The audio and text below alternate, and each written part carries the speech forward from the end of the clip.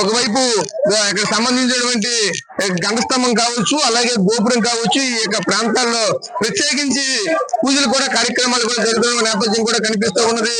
ముఖ్యంగా మనం ఇప్పుడు చూస్తున్నటువంటి ఏదైతే ఉత్తర ద్వారం అంటాం, ఆ ఉత్తర ద్వారాన్ని ఓపెన్ చేసినటువంటి పరిస్థితి. అదే ఆ ఉత్తర ద్వారం దగ్గర ప్రస్తుతం మనం వెళ్తున్నాం. ఇక్కడ ఉన్నటువంటి ఇక్కడ ఉయ్యాల్లో ఇక్కడ స్వామివారు అయితే ఇక్కడ అయితే ఫస్ట్ గా వచ్చినటువంటి భక్తులకి దర్శనం అయితే ఇస్తారు. ఇక్కడ దర్శనం ఇచ్చిన తర్వాత ఇక్కడ నుంచి స్వామివారి కింద నుంచి ప్రతి ఒక్కరు కూడా అంటే ఆ యొక్క స్వామివారి ఆశీస్సులు తీసుకుని బయటికి వస్తున్నటువంటి పరిస్థితులు కూడా కనిపిస్తూ ఉంటాయి.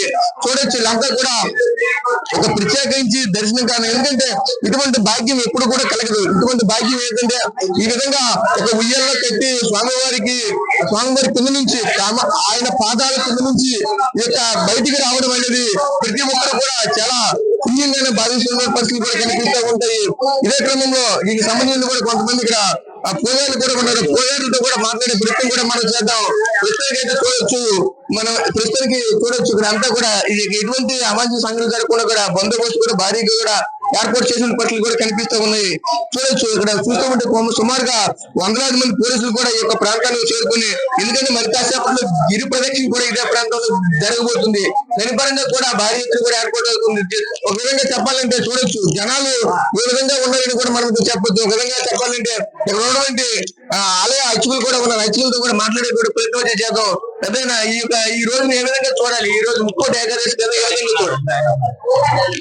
ఓకే, అంటే ప్రస్తుతానికి అయితే బిజీ ఉండడంతో మనతో పాటు ఆలయ అర్చకులు కూడా పూర్తిగా మాట్లాడిన పరిస్థితులు కనిపిస్తూ ఉన్నాయి. ప్రస్తుతానికి అయితే చూడొచ్చు మొత్తానికి ఒకవైపు నుంచి అయితే భారీ ఎత్తున కూడా జనాలు కూడా వస్తున్న పరిస్థితులు కూడా కనిపిస్తూ ఉన్నాయి. అటు చూస్తే ఒకవైపు ఇక్కడ ప్రత్యేకంగా కనిపిస్తూ ఉంటది. ఇక్కడ ఆలయం పైనుంచి చూస్తే ఉంటే ఒకవైపు ఇక్కడ కొండపైన ఉన్నటువంటి సీతారాం ఆలయము, అలాగే కొండ దిగున చెరువుల కోనేరు పక్కన ఉన్నటువంటి ప్రధాన ఆలయము, ఈ రెండింటికి మధ్యలో ఉన్నటువంటి ప్రాంతం అంతా కూడా జనాలతో కిక్కిరిసిపోయినటువంటి పరిస్థితులు కూడా కనిపిస్తూ ఉన్నాయి. ఇప్పుడు మరి కాసేపట్లో ఇక్కడ నుంచి సుమారుగా వేలాది జనాలతో ఇక్కడ జాతర కూడా మరి కాసేపట్లో ప్రారంభం కావాలి. ఎందుకంటే చూస్తూ ఉంటే ఇక్కడ నుంచి మొత్తంగా గిరి ప్రదక్షిణ అనేది మరి కాసేపట్లో భారీగా